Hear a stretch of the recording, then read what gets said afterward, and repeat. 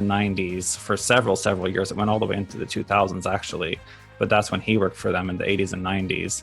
And he was very familiar with all of these Ashtar channelings of Saint Germain, Commander Hatton, and this whole sort of like pantheon of what you would call ascended masters. He was just very familiar with it, had read all of it, and ended up teaching me a lot about it. And we would have conversations on the phone for several months with Deep Time, with the original New Templars before we were being a published channel, that we would just talk about all of this stuff and talk about world events, how world events would connect to these channel messages from the past, what channel messages we were getting presently. And that's how the New Templars started. And that whole time I knew I wanted to do an Ashtar timeline just because it would be a very positive vibe map, and that it would be a nice place to have a reference of all these different... I thought that was really cool. It was like, yeah, like this whole amalgamation of the New Age stuff that people have channeled. That's so cool. Yeah, and the Ashtar timeline ended up being pretty much Ashtar/Pleiadian timeline, because several of the authors in the books on the Ashtar timeline aren't necessarily in reference to Ashtar, but they're in reference to the Pleiadians in general. Like, I would say Barbara Marciniak is the main one that comes to mind in terms of that, because she's actually the one that introduced me to Pleiadians. Like, I hadn't even heard of Pleiadians before I read her book, The Teachings of the Pleiadians, and that really inspired me not to I want to be a channeler, but it kind of taught me what channeling even was. And she channels in a very different way than I do. I mean, she does verbal channeling, which I'm nowhere near that stage. And I think like Bashar. Yeah, exactly. Yeah. But what I found out actually through researching other people who have channeled Ashtar is that a lot of them did get into it through automatic writing, and almost like accidentally, the way that I did. So it's definitely... I still don't know if it's all just made up, like total nonsense, but I find it very intriguing. I find it to be somewhat plausible, and it makes sense with reality. And I think it's just really good advice, even for just like in terms of morals and to understand what's going on in the world. If you look into the Phoenix journals, I mean, they were talking about the way the world works that QAnon has exposed, that we all have come to understand is the actual way the world works. They were talking about this back in the 80s before even Bill Cooper had written Behold the Pale Horse. So where were they getting this information except from a higher intelligence? I'm totally open to it, because I've never channeled anything, but well, I actually have, but it's been on LSD. And I've channeled things that are alive, people's moms that are alive, people's friends. That's like a trick I used to be able to do. I would be able to channel something or somebody. And the person doesn't even have to be dead. Where all of our energy is alive and present right now in this moment. Everything is one. And so when I'm on acid, sometimes I can channel that energy, alive or dead, of a personality. It's crazy. So that's why I'm open to these things, because I've experienced them firsthand, although not, chemically free. Nonetheless, it still happened to me. I have a question from one of my followers. He wants to know, is Trump under the protection of the Intergalactic Alliance? If so, is he protected from the deep state? I do believe he is. I think that this whole election, I've even said before that I believe that the Pleiadians, or the Galactics, we'll call them, possibly had a hand in, well, I hate to use the word rigging, but a hand in assisting Trump in winning the 2016 election. Because it really did seem like a miracle. I mean, we had seen Bush cheat multiple times to win the election. I never really specifically knew that Obama cheated to win, but I mean, the people he was running against were deep state as well, so it didn't really matter. But yeah, well, that was their candidate. But I do believe that the 2016 election was some kind of a divine intervention. I do too, because they did not expect her to lose. It was a 98% chance the night of that she was going to win. Yeah, exactly. The fix was in, so they thought. And even today, I mean, I just voted today, and like the way the voting system works, it's just like, I mean, they say there's potential for fraud in mailing voting, which I'm sure there is an even greater potential. But, I'm scanning this piece of paper through like a machine that doesn't even have my name on it. It doesn't even tell me that the machine registered it. It's like, this could be doing literally anything. I mean, I voted today almost just symbolically to say that this is the timeline I want, but I don't really have any expectation that my vote is counted or anything like that. So I do encourage people to vote. I do too. Please vote. It's the most important election of your life. So the light codes are your downloads then, right? Is that what the light codes are? Light codes are a little bit different. As like light codes are the information coming in, and then you like interpret them over a period of time, or they could be instantaneous, but that's sort of like the physical mechanism of how a download comes in. Gotcha. So like the download's the message, the light code is the letter, the piece of paper that the message is on.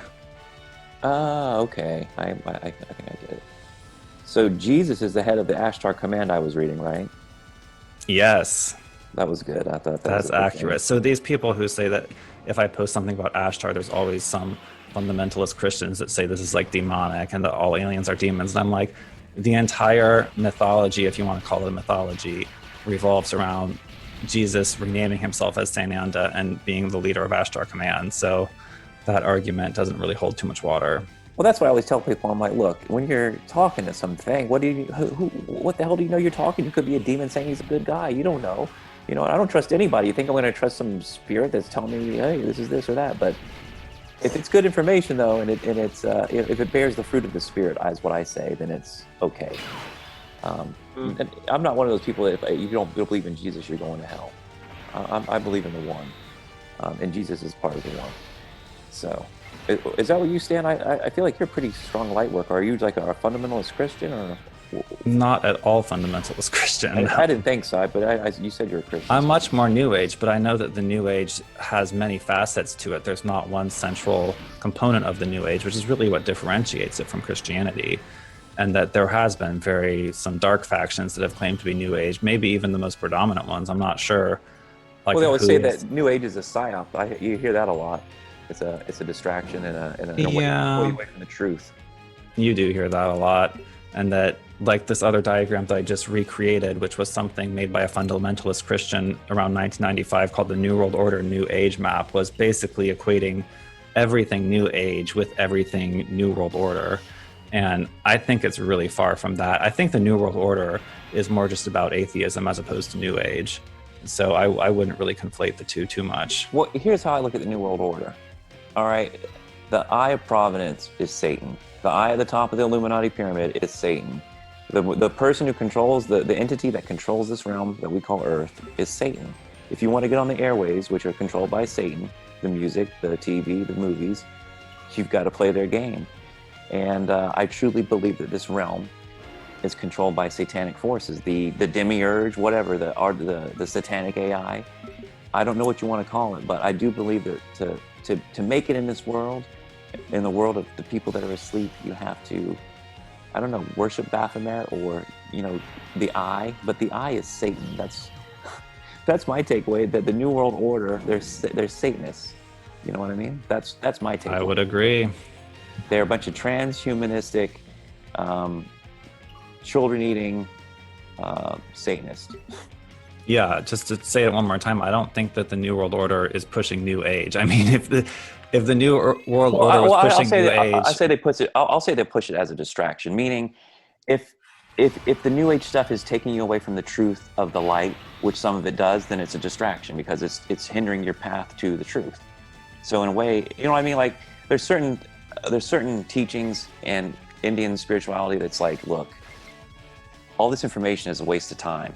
You just need to quiet your mind and realize the truth. Now, something like your poster or even 5D's poster, they can help you awaken to a point, and then they become a distraction if you're not, you know what I mean? If you get caught up in it, you could be worried about the New World Order the rest of your life instead of meditating and getting into enlightenment. Mm-hmm. So in one respect, it's an awakening tool, and if you're not careful, it's like anything else. There's two sides of the coin. The drugs can wake you up, and they can also trap you. The poster can wake you up, and it can also trap you, I think. Yeah, that's why I'm really conscious of what I choose to work on next. And, the Ashtar timeline was a very conscious choice in a positive direction. I'm not exactly sure what I'm going to do next. I mean, I didn't really want to do the COVID 5G map or the anti-mask flyer, but, that's what I was guided to do. And it is, it's pro-positive direction, even though it might be reflecting on what's dark in the present. But I definitely don't want to just focus on too much dark. I mean, I have some ideas to do like a satanic ritual abuse map, but maybe I'm contradicting myself. You're one person doing so much. The amount is on one map is I couldn't imagine doing one map, and you've done like what 6 or 7 of these things now, and they're extremely detailed. I mean, do you just spend all day long doing maps? Surprisingly, no. I mean, the maps are actually created very rapidly compared to how complex they look, and then I spend months just following up on other stuff, customer orders, developing products based on the maps, doing all kinds of other, I mean, honestly, I spend a lot of time on Instagram. But Yeah. even, I mean, since COVID, I've been spending even more time just preparing my own food, exercising, trying to take care of my body. And the maps come out very rapidly. Once I start one, it's like I'm working on it feverishly until it's finished. And they're not exactly like long-term projects. So they're maybe long-term in the making, but then once I start, it's like hammer it out. So we'll see what happens next. Are you a flat earther? No. I didn't think so. Because your beliefs just don't make it happen. It's not possible. You can't have a secret space force or a secret space program if you've got a flat earth plane where you can't go anywhere. I would sooner be of like a matrix universal construct as opposed to flat earth. Like that it's all a simulation somehow. Well, that's or like what I say. holodeck type situation. That's exactly what I say. I say it's a realm. And if you go to the DMT realm, you'll understand exactly what I mean. You already understand it without going there, but I've been there somewhat. Like I've been to what I would call 5D on DMT, and it's a beautiful thing. But I'm not exactly sure how to live there. That's true, myself included. I got just a few more questions. We're running up on 2 hours here, which is perfect. I've gotten through all my notes. I could have gone longer. There were so many other things, but I think this is a really good beginning course to your very dense. That's the thing. It's like I wanted people to have a taste tonight and then go exploring on their own with topics that excite them. You've got Q. You've got a whole Q map. You've got a whole coronavirus map. You've got a whole healing web with everything from big pharma to holistic medicine, everything in between. You've got the new one. We didn't even talk about this one. The energy map. Now, this is the newest one you've worked on. This is a very fascinating. This is a different style. This is a circle. How would you explain it for me? You're much better at that than I am.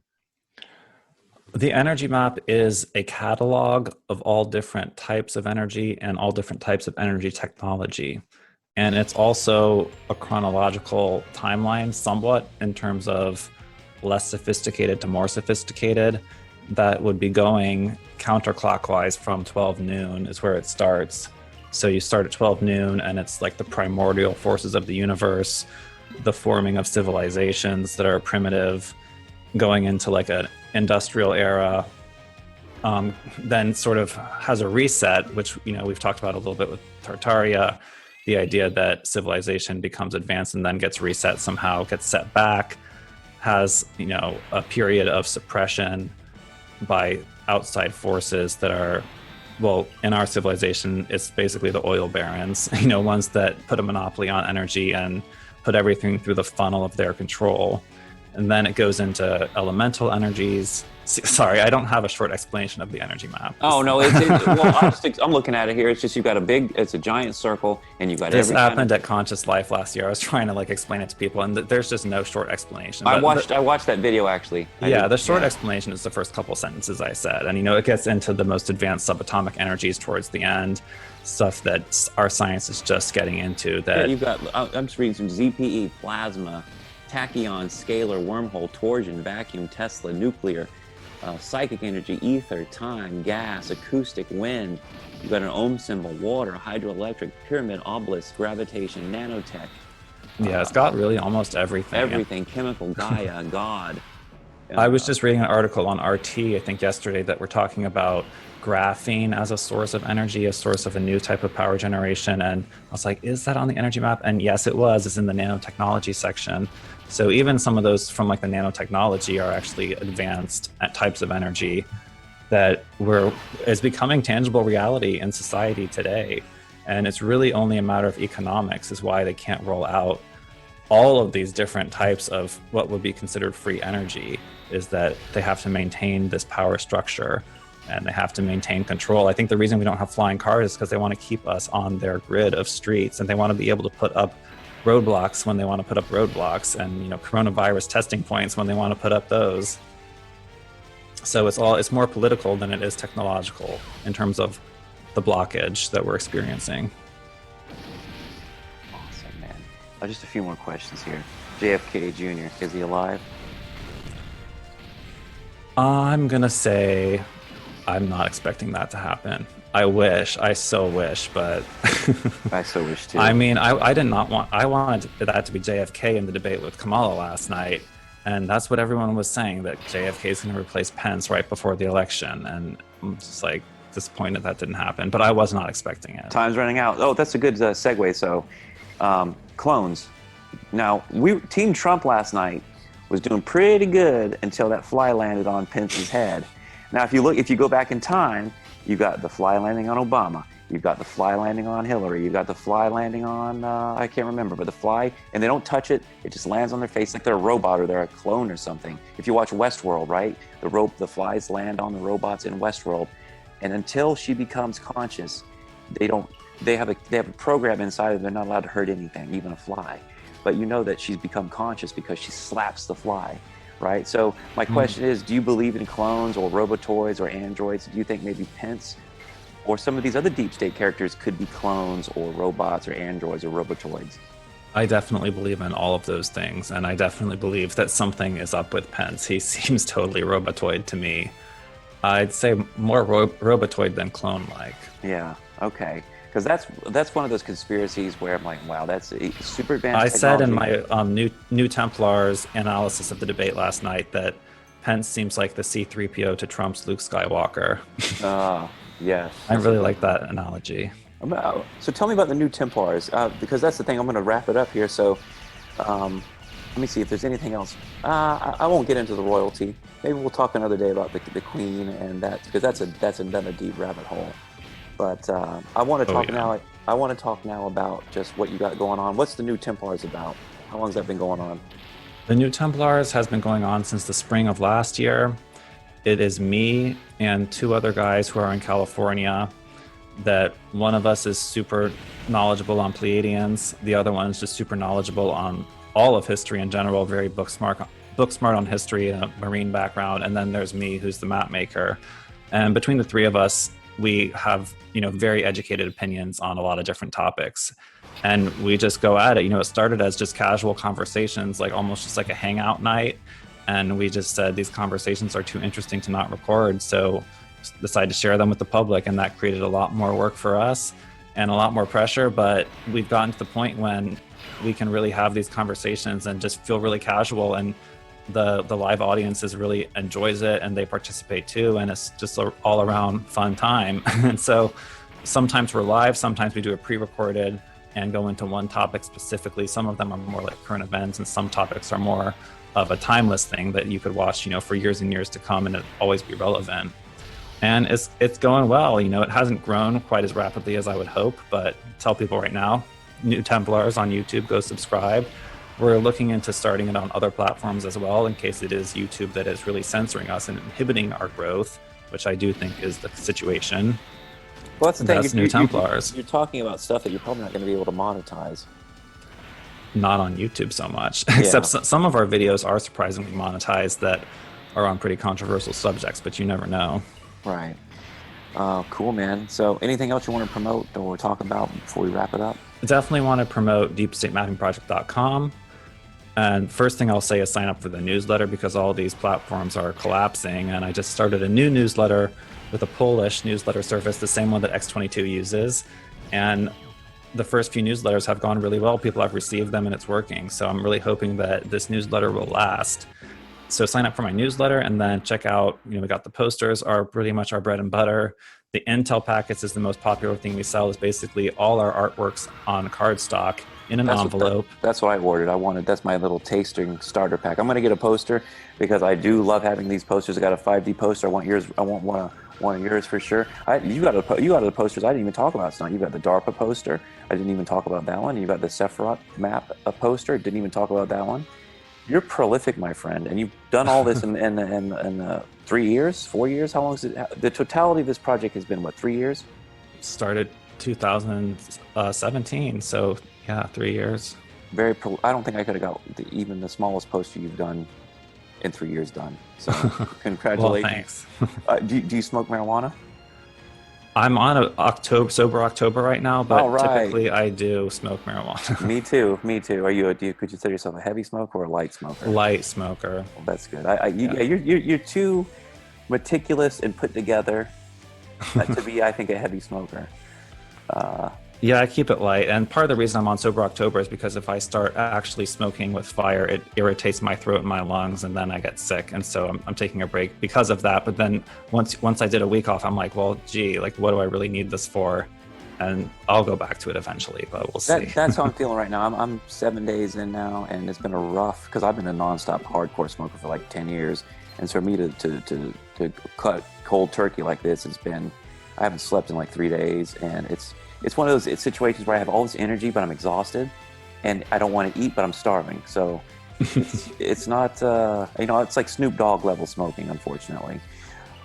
It's sad. Yeah, well, since COVID, I got into a group of friends that we were doing mushrooms and Molly and stuff like every weekend, and it got to be a little bit overkill. So I've kind of separated myself from them, and then even gone as far as separate myself from the cannabis on my own. And it's just a phase, it's For sure. it's good to go through fluctuations and not just always escalate. So Well, Dylan, man, it's been an incredible talk.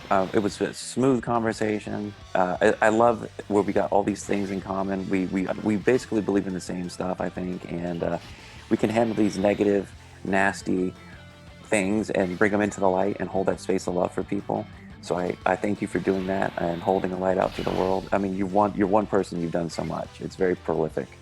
I think that's the big takeaway from me with you is one person really can. And that's why, yeah, I'm like, damn, this dude has got some balls putting like all this stuff out. Because here's the thing, once it's on the internet, it catches, you're done. I mean, you're done in a good way or a bad way, but you're out there, and you're out there for good now as this guy that does the deep state mapping. Yep. Well, it's my pleasure. And, I always wanted to have my own business. And what better way to have your own business than to be, a truth advocate and trying to improve the world? Instead of just doing, in fashion, I would be doing endless variations on like a crepe de chine blouse. So this is really what I would rather be doing. Well, and thanks for hosting. You've been a great host. You did a lot of meticulous research. So thanks for looking into my work. Oh, I love your work. It's like, well, your work makes me feel a lot less crazy. I mean, your work certifies everything that I've believed in a way that makes me feel like I haven't wasted the last 20 years of my life on fairy tales. That these things were going on, and I think a lot of people, whether they realize it or not, they are awakened to a degree, and they have been awakened, but they've been so going against the current for so long that they feel like they're crazy or that this is just bullshit.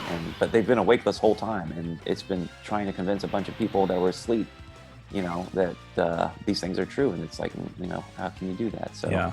Thank you for making about my work is that, when you're trying to convince someone or make an argument to someone who's trapped in the matrix, it's a lot harder to hold up like a whole book and say, oh, you just have to understand this whole book, as it is to one piece of paper, to say, you just need to understand this one piece of paper, and then we'll be on the same page on so many more topics. So they're accelerated learning tools. Like I said, they're hyper sigils, and I really want them to help people wake up others and accelerate the Great Awakening.